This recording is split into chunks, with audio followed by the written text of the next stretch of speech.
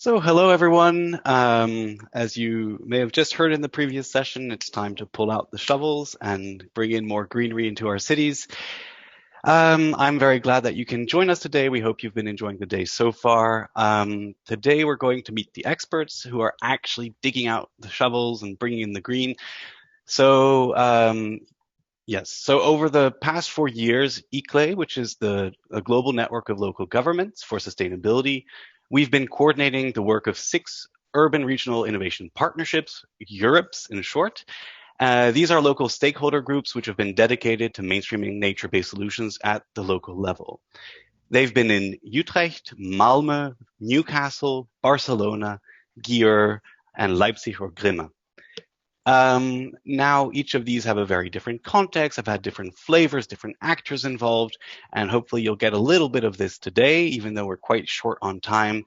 And each partnership has been co-convened by a local research partner and a municipal partner, in most cases the local government or related organization. Now, these groups have met about 3 or 4 times per year since 2018 and have tried to understand how nature-based solutions can help to address their unique urban sustainability challenges. Now, together we engage in the process of visioning, road mapping, and all that to mainstream nature-based solutions. And we've been working very closely with the project's researchers also to develop, co-develop, and test the tools that you've been hearing about so far today. So this very brief session is going to there won't be any proper presentations, but it will take the form of a conversation with our 6 Europes, which I'm very pleased to have with us today. And we'll explore 3 key questions. The first one is, by working together, what have you learned from 4 years of transdisciplinary collaboration? The second one is, by working locally, what have you been able to achieve over the past 4 years?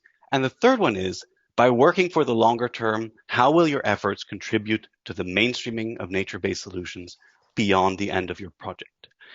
Now, for each of these questions, my colleagues from the local teams will share some key insights. And we'll also take a little bit of time at the end of each round to take a question from the participants. So I've got an eye on the chat box. Be sure to write your questions there, and we'll do our best to answer them. So without further ado, we'll go into the first round about working together and to really hear from our Europe friends what they've learned over the past 4 years from this kind of transdisciplinary process. And first, I'd like to ask Luis Campos from Barcelona to give us a few insights. Thank you, Matthew. I begin to say that the transdisciplinary learning is the right way to address and to know more about NBS, nature-based solutions, because of the multidimensional aspect of it. We already know that nature-based solutions can face different challenges, such as climate change, social exclusion, etc. They also contribute to different benefits, such as recreation or spiritual side of it as well. And we already know that the putting into practice these solutions also requires us to see at different aspects, such as the finance aspect of the intervention, the social acceptance, among other things. So we need to look through these transdisciplinary eyes, and the workshops that we developed in Barcelona were the right way to do it, because in approximately 10 workshops that we did, we had more than 350 participants from different sectors, including universities, public administration, private companies, NGOs. So this was also challenging because we needed to moderate these workshops and try to include and understand the different views of it. So this process was quite rich, and I think it's the right way, one of the right ways to address NBSs by integrating the different stakeholders that are affected by it. Great, thank you very much, Luis. That was really insightful and perfectly on time. Now I'll give the floor to Juliana Lazova from IFL in Leipzig to give us a few thoughts. Thank you, Matthew, for this opportunity. What have you learned over the last 4 years?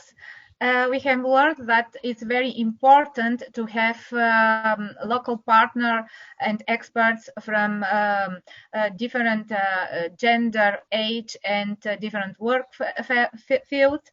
Also, it was very important to keep their interest during all this process, from the first meeting and dialogue till end of the project.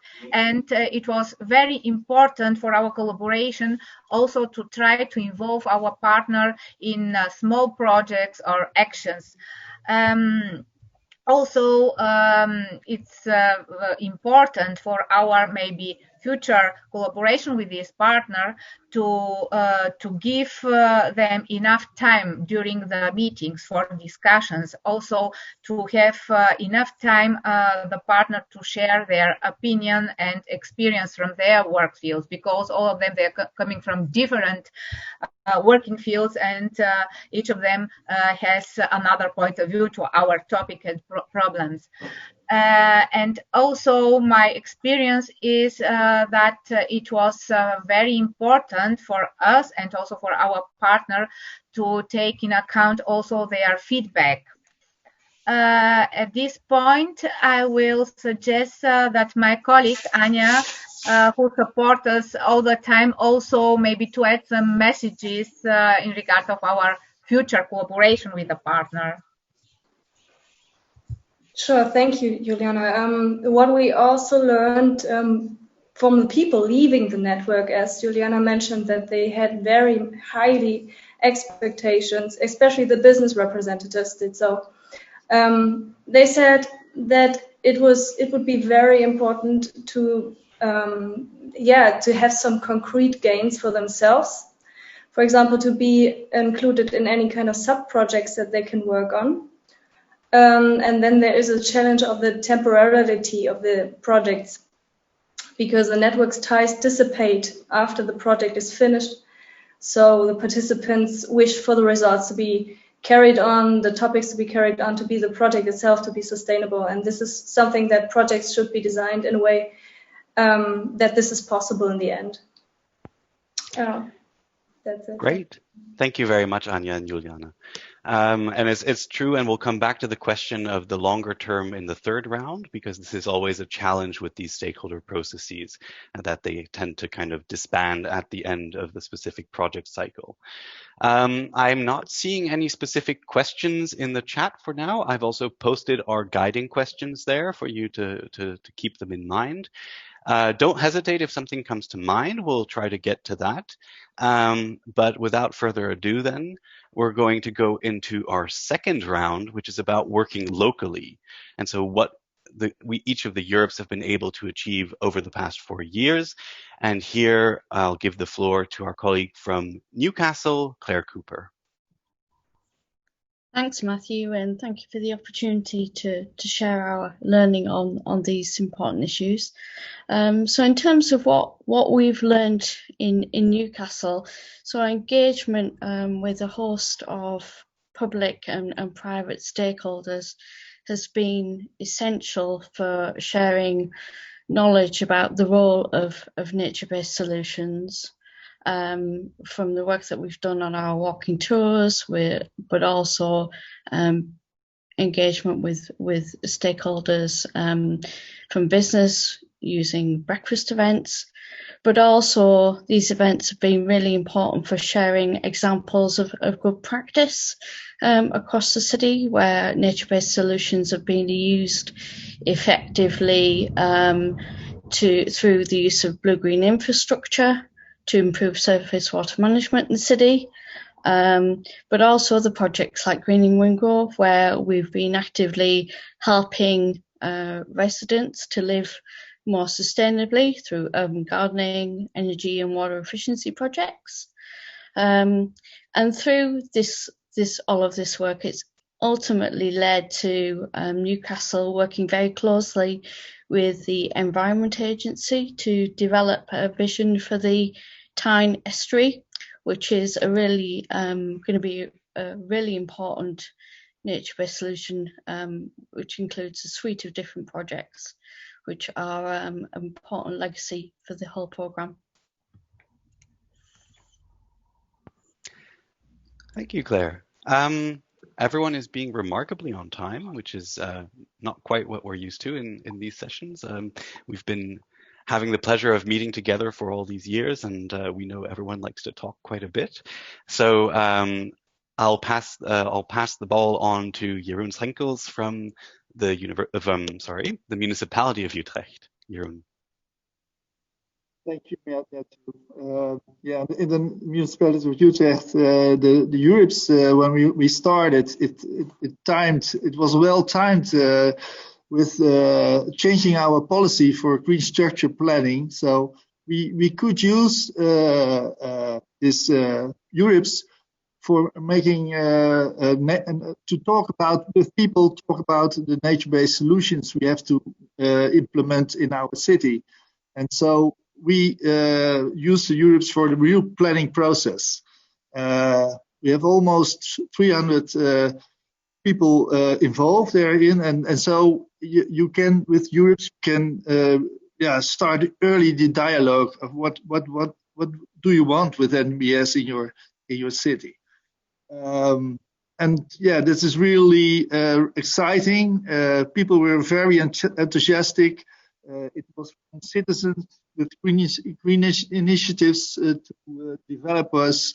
All kinds of stakeholders were involved, and so we got a rich palette of ideas from the city into our policy. So yeah, we are very content with making the Europes possible, and we try to better it, and I think that we going to continue using this kind of plan process to implement NBS. Thank you, Jeroen. And it's really, I mean, it's really exciting to see how these kinds of processes can be directly linked to actual policy processes. That it's not just about, talking and drinking coffee, but that there are real results. And I think this is really inspiring. At least it's been very much so to me. We've got already 3 great questions. We'll try to ask the first one at least and see how far we get. It's a question from Christine Bamster, who would like to know about the factors or aspects that could have helped to further support or expand what's been achieved in the different cities. And this is open to any of the Europes. So who feels like answering this one?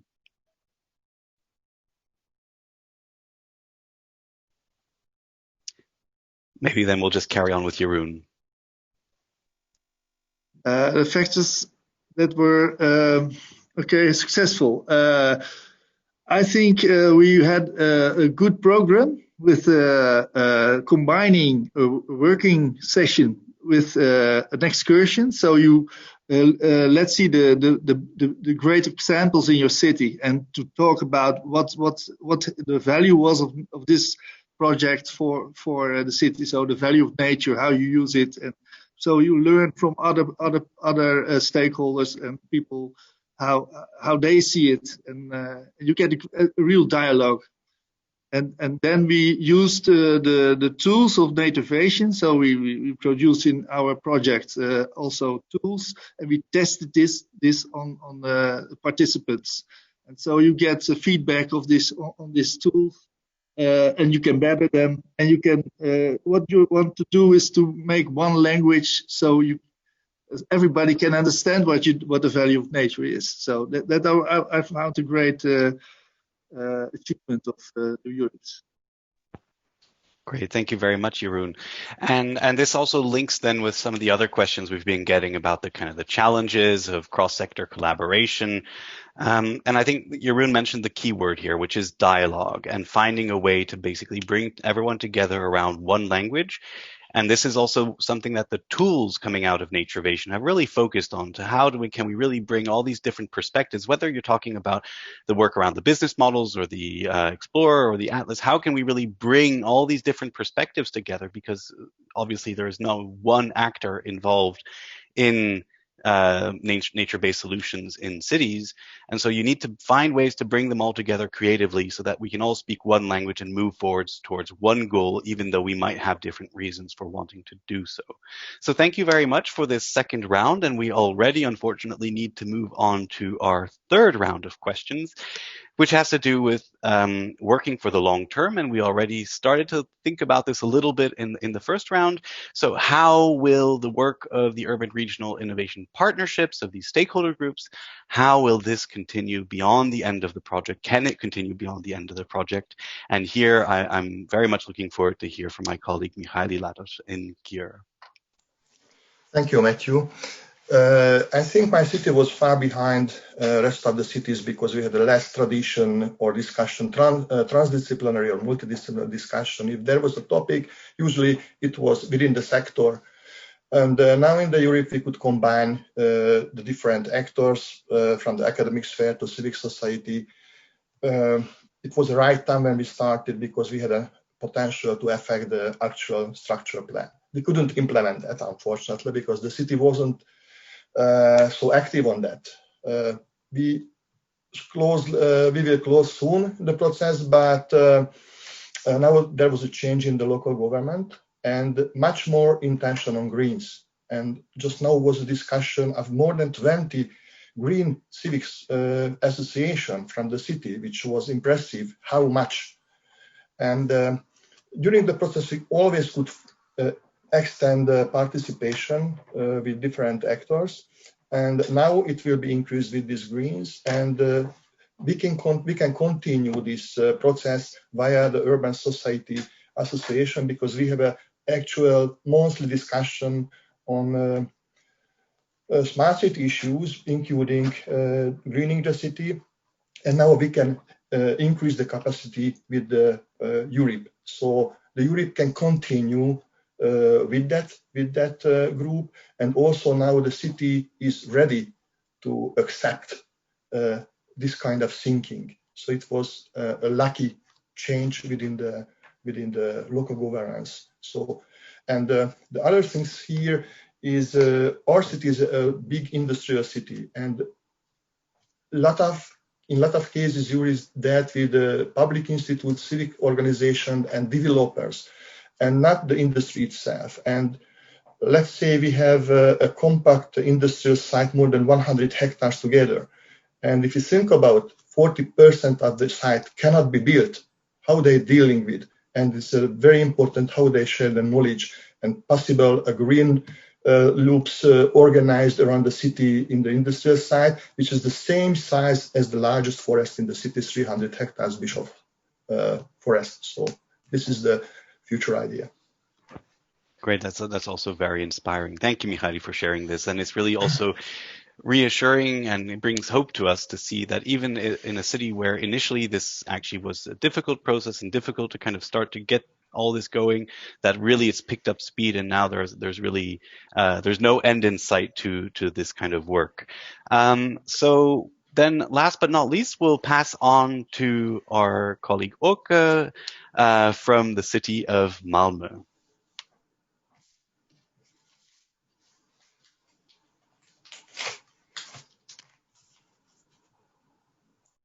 And Åke, I think you are still muted. Myself. Well, thank you, doubled, Matthew.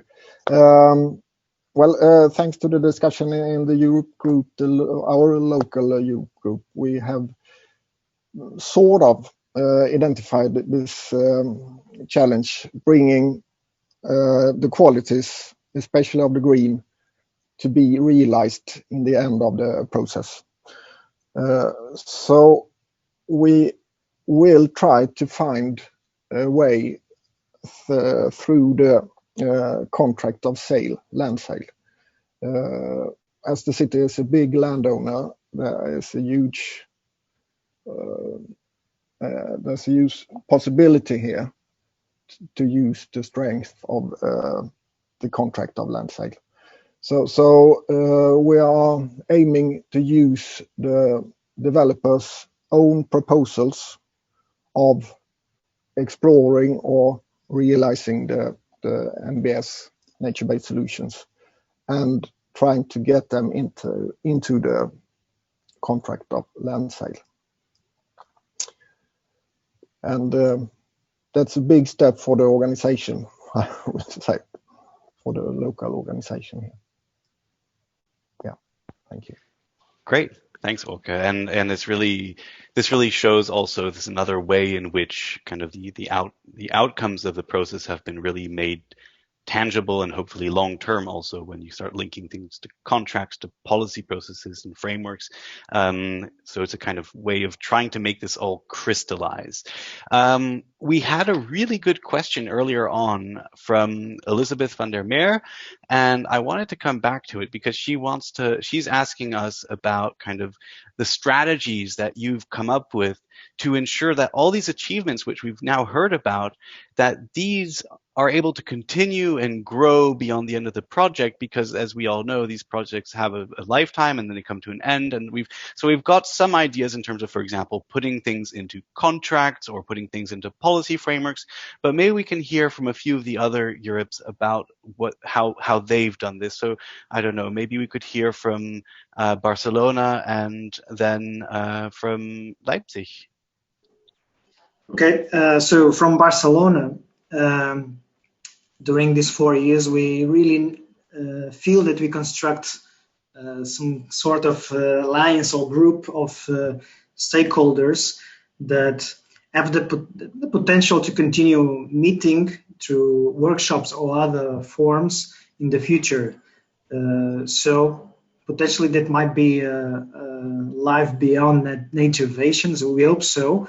Also in terms of applying to other projects, other activities together with the local stakeholders. Just to give an example, from our side, our part and the other partner of Barcelona, we already had other activities that grew with Naturvation, especially, for example, in relation with the city council and the provincial council of Barcelona. We had the opportunity to already do more activities that grew from Naturvation. So there's a potential for it, I think. Great, thanks, Luis. And then I don't know, Juliana or Anja, if you'd like to say something from the Leipzig perspective. Maybe I can start it, and if Anja have to add something, she can add me. Our experience and for our future work in Leipzig, we have on one side, we have put our experience in the policy brief with some solutions and some questions to the local policy, to the national policy. But also on another side, this is really during these 4 years, we have a really good network, and some of the partners, they're working together, they are thinking about future ideas and new contracts, and especially these are the people from the urban gardening, because this is very popular, this is a main topic in Leipzig, and parallel to our Naturvation task, they have discussed about that. And at the moment, I know that one of our lead partner, Markus Stegemann, is just on the in the talk and in contact with some of our other partners to create something together. Great, thank you very much. So yes, as you can see, there are many different ways of approaching the same question, and I think that's one of the things that we've really learned here at ICLE in this process of working with all of the 6 Europes, which is there's no one size fits all, even if we're working on the same topic, and that the outcomes, if you really want to make them stick, you really need to kind of tailor it to the local context, to the actors who are involved, to the capacities, and also to the needs, because this is also one of the things we've learned, which is a successful process needs to be adapted to what is possible locally. You can't overburden people. You can't say you're going to do a million different things and then there's no energy or time to do this. And we have to remember oftentimes that stakeholders who get involved in these kinds of processes are doing so voluntarily on top of all their other responsibilities, whether professional or private. And so we have to be respectful of that. So thank you very much. And I also think, so we're quickly getting towards the end of our time, and I've promised that we'll keep to it. But there was a question somewhere about kind of the key benefit that of nature-based solutions, that kind of what was the idea of the key benefit of nature-based solutions that emerged in each Europe. So we're going to do a lightning round, and we're going to go through each Europe in the order that we had the session. And so we'll just quickly in one sentence say what was like the key benefit of NBS that you saw with your stakeholders locally, and that starting then with Luis, then Juliana, then Claire, Jeroen, Mihaly, and Oke. All right. $1 million question. So I think is the transdisciplinary, the multidimensional thing of nature-based solution, multiple benefits. That's not only one. Super. All right, over to Juliana. Yep. I will be very short. I share the opinion of my colleague from Barcelona, and I think really this is the main point, what he said. Agreement. Wow, that's rare. Good. Then moving on to Claire. So for us, I think delivering benefits for surface water management and flooding, but also combined with health and well-being, has been really important. Fantastic. Thank you. Jeroen? I think everybody's getting lucky from green, and we have experienced this in the Europes. That's always a nice meeting, and everybody was lucky. That would be a great campaign slogan, getting lucky from green. Great, then over to Mihaly. Sensible and open eye to NBS anywhere you can see in the world, and share it with your neighbors. Amazing. And then last but not least, we've got Oke. Thank you. But in my mind, the concept of NBS is more easy to talk to common people with. We have been trying to implement the concept of ecosystem services in Sweden, but it's hopeless to talk to common people. So this nature-based solution concept, it's spot on. And just for everyone's information, this was not Oke's position at the start of the project. Great.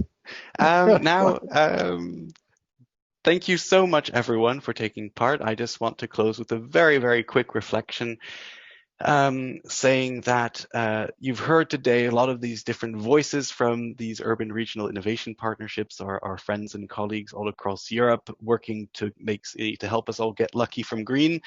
And we are actually currently in the process of preparing a small book that will be illustrated and easily accessible. So share these stories and these different voices so that once the end of the project is upon us, that these stories and what we've learned will not evaporate into thin air. And we're also then very grateful that many of you have been able to join us today to already listen to this. And do please keep engaging with the rest of the conference, with us throughout. Ask us questions, send us emails, and so on. So a big thank you to all my Europe colleagues who've worked so hard over the past 4 years. We're really grateful for that. It's been a real pleasure to work with you all, and our time is up. Thank you. Goodbye.